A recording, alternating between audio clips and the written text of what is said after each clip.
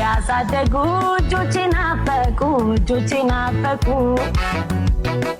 ላክፍ ብፈልግም በብረት ታነቁ በዚች በእስር ቤት በጨለማ ሳለው መተህልኝ አይቼ በጣም ሳስቻለሁ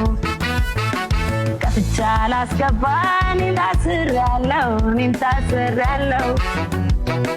ከፍቻ ላስገባ እኔም ታስሬያለሁ ነገር ግን